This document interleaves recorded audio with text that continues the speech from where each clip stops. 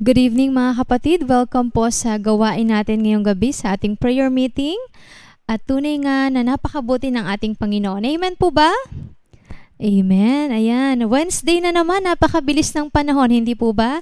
Pero patuloy tayong nagpupurit, nagpapasalamat sa ating Panginoon sa patuloy niyang pag-iingat at paggabay sa atin. At sabi nga, sa ating gawain na ito, online man ito, but still we will continue to pray together. At alam natin na patuloy pa rin tayong mag-aaral ng salita ng Panginoon at patuloy na aawit ng may papurit kagalakan sa ating Panginoon. At inaanyayahan ko po ang bawat isa na tayo po'y mananalangin. Let's pray. Let's pray. Heavenly Father, we thank you once again sa gabing ito. Salamat po sa pagkakataon na muli ay kami ay patuloy na mananalangin ng may pagtitiwala at pagpapakumbaba, Panginoon, lalo na sa aming mga dalangin, Panginoon, ay ito'y aming pinagkakatiwala ng taos-puso, O God. Hipuin niyo po ang aming puso na alam namin sa tamang panahon at ayon sa inyong mga kalooban, ang aming mga dalangin ay kayo po ang tutugon nito, Panginoon. Tulungan niyo po kami na maging humble, Panginoon, sa aming dalangin at tunay nga sa pang-araw-araw naming buhay, Panginoon, ay huwag kaming makalimot na magpasalamat sa inyong katapatan sa buhay ng bawat isa. Salamat, O Diyos, sa pagkakataong ito at tunay nga na hindi hahadlang ang pandemic sa aming patuloy na paglilingkod sa inyo, Panginoon. At sa gabing ito, muli kayo'y aming itinataas at tinadakila. Maraming salamat, Panginoon, at patawarin niyo po kami sa aming mga pagkakasalang aming nagawa. Tulungan niyo po kami, Panginoon, sa gabing ito na linisin niyo po ang aming mga puso upang ang aming mapapakinggang inyong salita ay aming isapamuhay at higit sa lahat ay ito'y aming maibahagi din sa aming mga mahal sa buhay. Salamat, O Diyos, at sa bawat isa na nasa kanilang mga tahanan, patuloy niyo pong pagpalain ang bawat isa at tunay nga patuloy na maglingkod, hindi man physically but online, Panginoon, ay patuloy pa rin kaming maglingkod sa inyo ng may katapatan sa aming buhay. We thank you, Father, and we lift up everything to you. In Jesus' name we pray. Amen.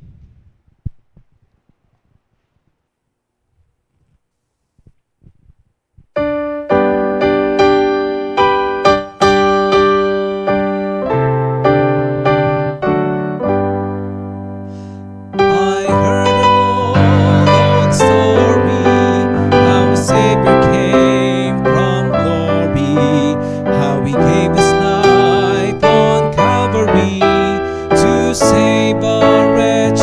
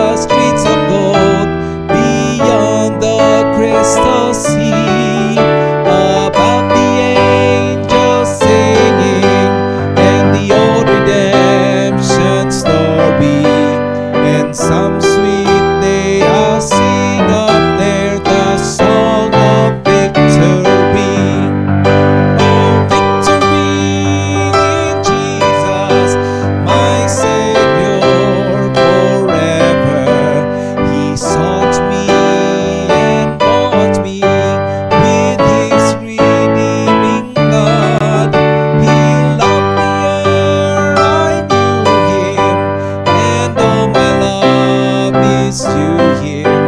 He plunged me to victory beneath the cleansing blood. Amen. Purihin ang Panginoon sa tagumpay na mayroon tayo kay Kristo. Tayo patuloy na umawit. Let's sing, Great is Thy Faithfulness.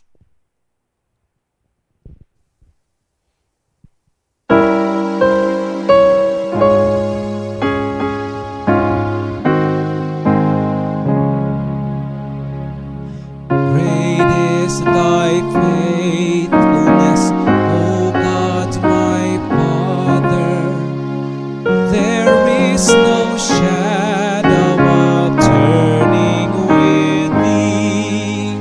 Thou changest not, Thy compassions they fail not.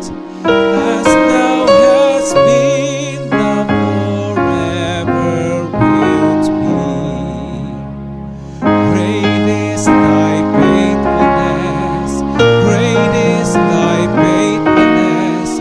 Morning by morning, new mercies I see. All I have needed, Thy hand hath provided. Great is Thy faithfulness, Lord, unto me.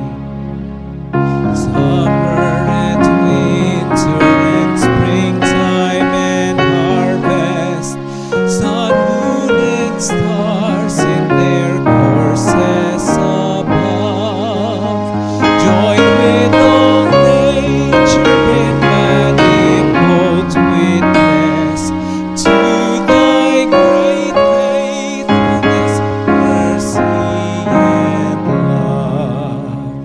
Great is Thy faithfulness, great is Thy faithfulness. Morning by morning, new mercies I see. All I have needed, Thy hand hath provided. Great is Thy faithfulness, Lord, unto me. Pardon for sin and a peace that endureth. Thy own dear presence to cheer and to guide. Strength for today and Thy hope for tomorrow. Blessings all mine with 10,000 besides.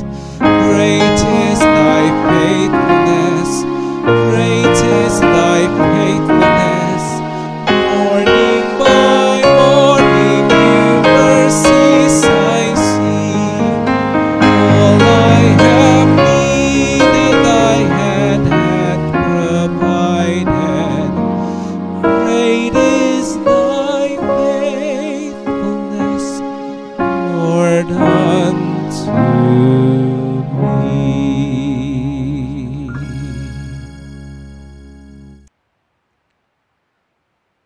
Purihin ng Panginoon at muli welcome po sa ating gawain ngayong gabi na ito.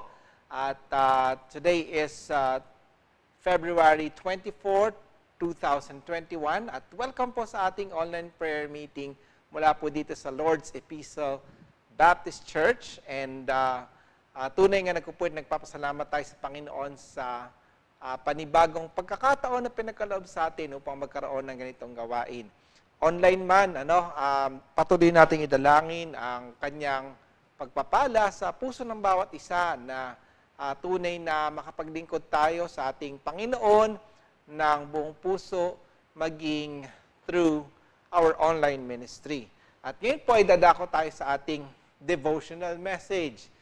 Purihin ang Panginoon sapagkat nung nakaraang linggo ay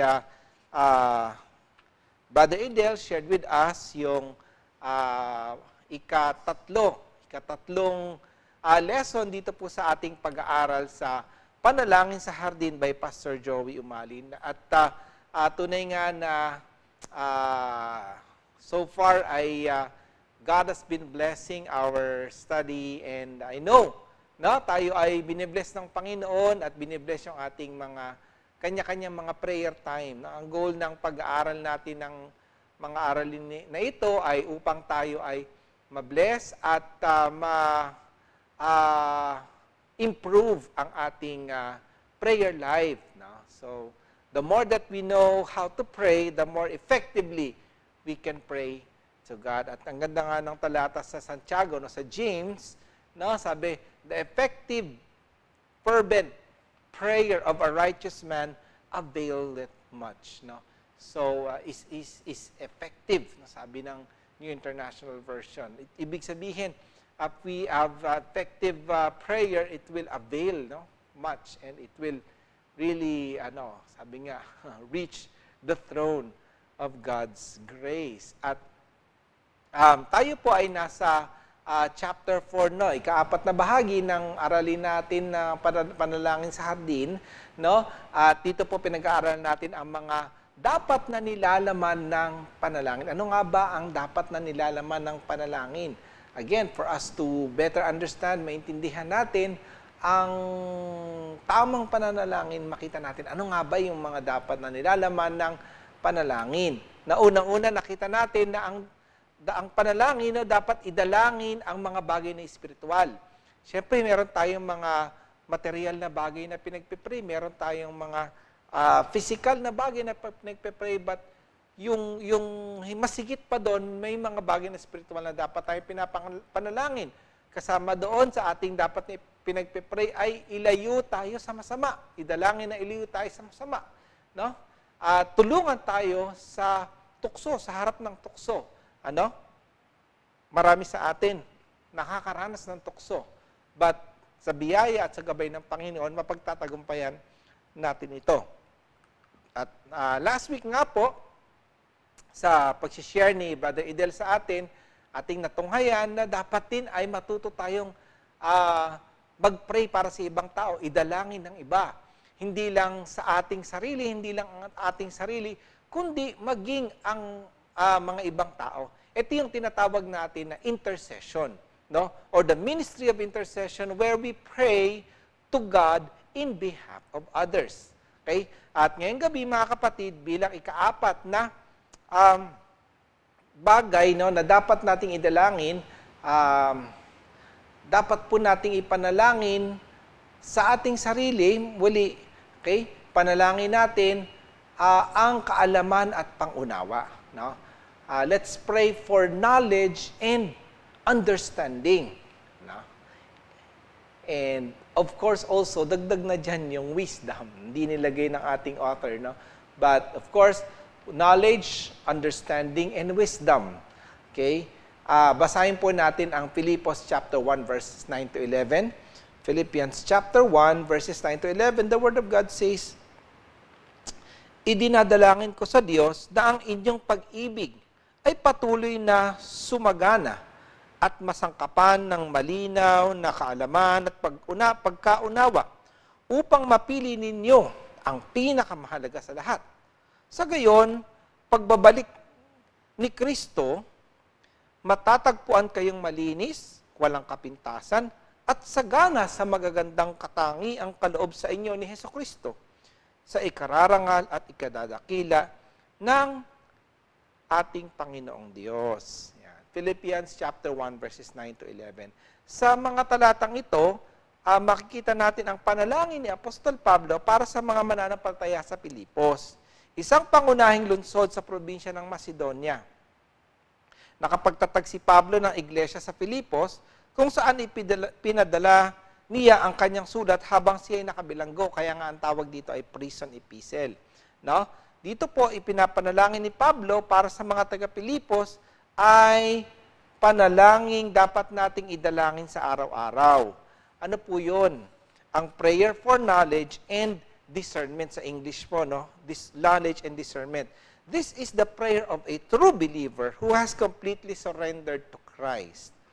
Ayan. Sabi nga po sa verse 9, idinadalangin ko sa Diyos na ang inyong pag-ibig ay patuloy na sumagana at masangkapan ng malinaw na kaalaman at pagkaunawa kung titingnan natin sa iba't ibang salin ng English, no, sabi ng New International Version, knowledge and depth of insight. Sa Good News Translation naman po, ginamit sabi, true knowledge and perfect judgment. Napakaganda, no? At sa ESV, English Standard Version, knowledge and all discernment. Okay? Kaya sa kaalaman, kung titignan natin, iisa lang yung salin, knowledge. Dinagdagan lang ng Good News Translation ng true knowledge. Ngunit yung sa Tagalog na malalim na pangunawa ay iba't iba, insight, judgment, and discernment. Ang panalangin ni Pablo para sa mga tiga-Pilipos ay sumagana sa kanila ang pag-ibig. Yan, napansin niyo sa unang bahagi, pag-ibig na kalakip ng kaalaman o knowledge at malalim na pangunawa or insight, judgment, or discernment. Kung titingnan natin, ang pag-ibig, ang siyang aksyon o demonstrasyon ng mensahe ng Diyos. That's how we show the message of God. Ang ibig sabihin, kailangan tayong sumaksi sa katotohanan ng Diyos sa pamamagitan ng ating mga gawa na bunga hindi ng emosyon lamang, kundi ng kaalaman at malalim na pangunawa. Ibig sabihin, yung pag-ibig ay hindi lamang emosyon, kundi merong kaalaman at pangunawa. Pag-aralan natin ang kahulugan ng kaalaman o knowledge. Sa mga Griego, sa mga Greeks, ang knowledge ay isang realidad na di makakilos.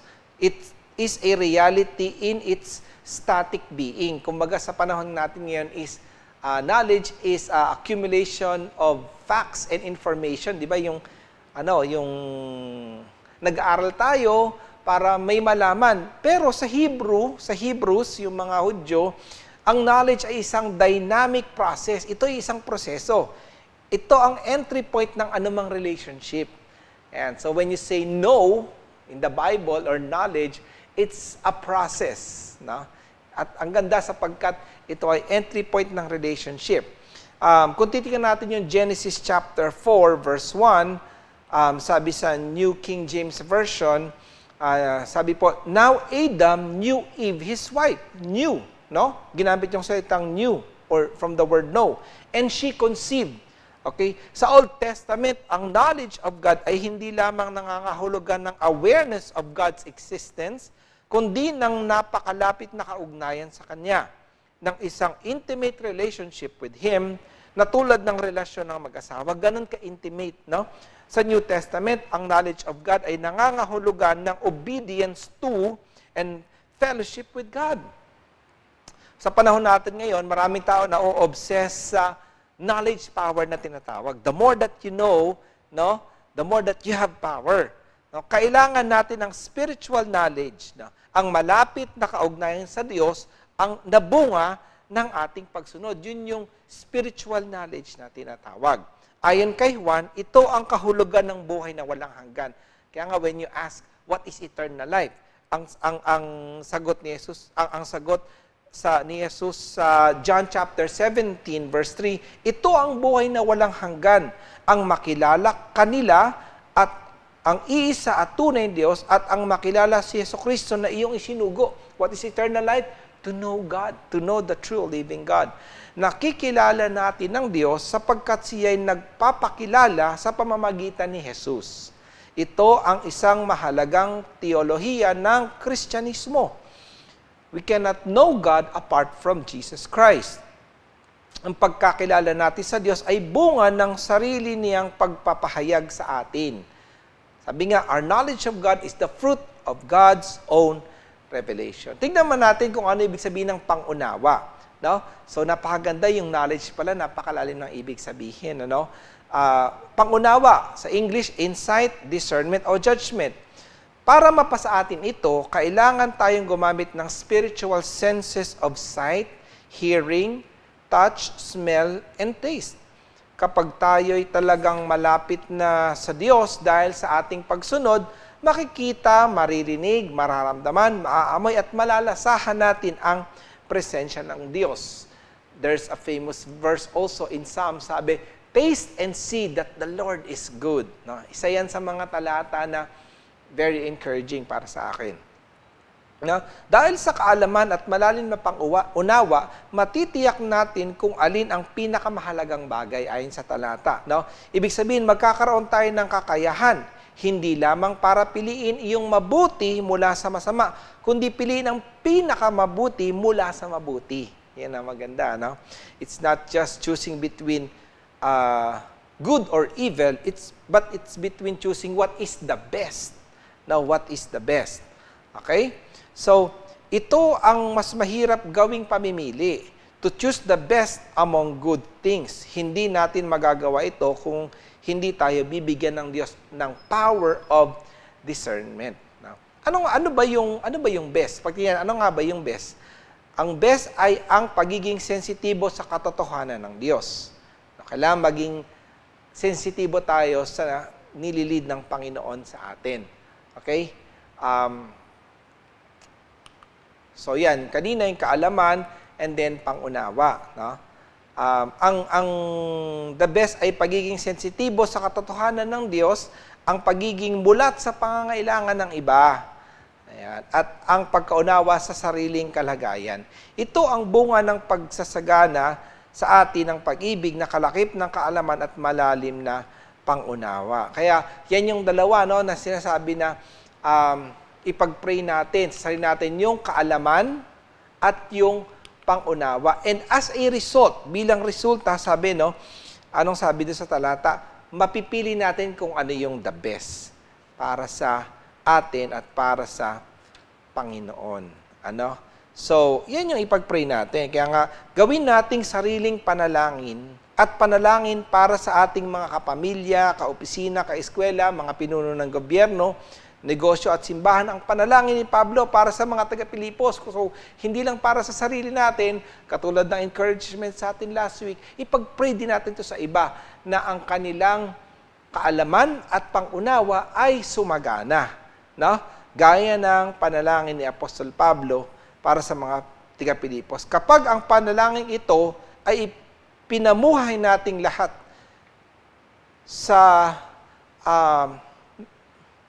tulong ng banal na Espiritu, no?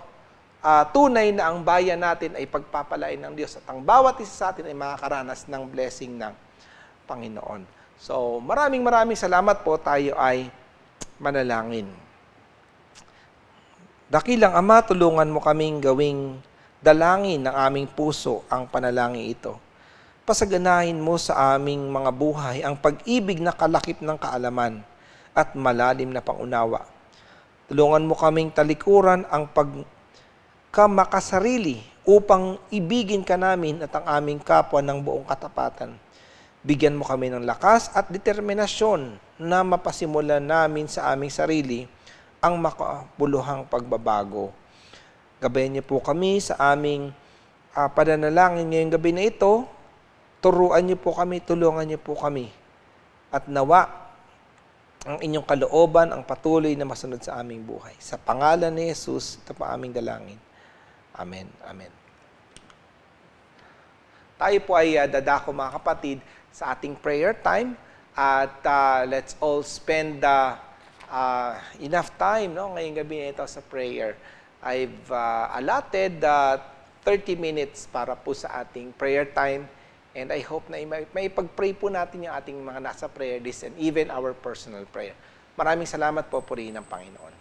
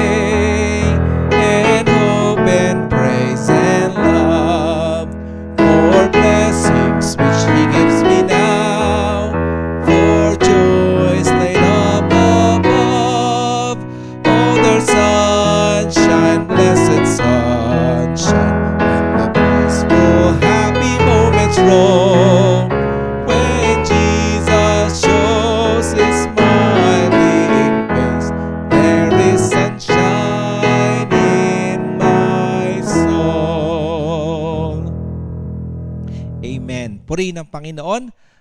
Tayo po ay magwakas sa panalangin. Muli tawagin po natin si Sister Polly. Pangunahan tayo sa closing prayer.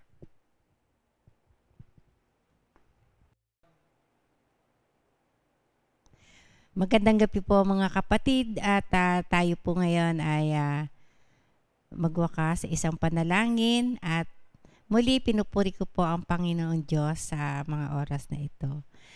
Tayo po ay manalangin, dakilang Diyos, amang banal, amang makapangyarihan sa lahat, tunay na napakabuti niyo po Panginoon dahil kayo po ay tumutugon sa aming mga panalangin.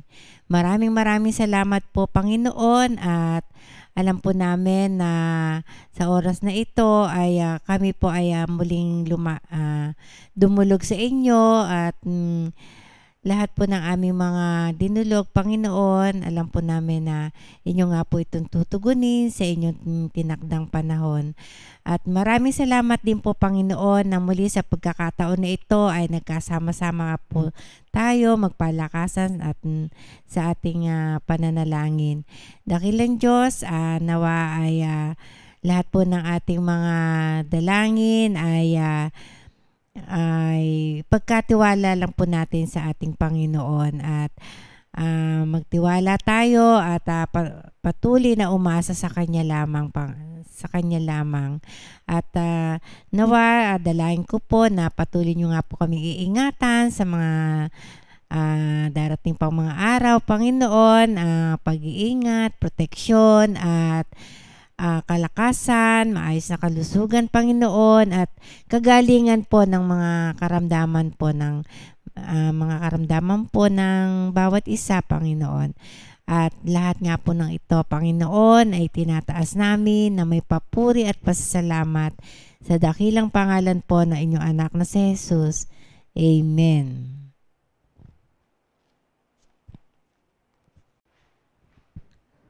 Purihin ang ating Panginoon sa oras na ito at tunay nga na dakila at tapat ang ating Panginoon. Salamat po sa bawat isa at sa bawat kapatiran na napatuloy na nagjo-join sa ating gawain. Salamat po for joining us tonight. May God bless us all. To God be the glory.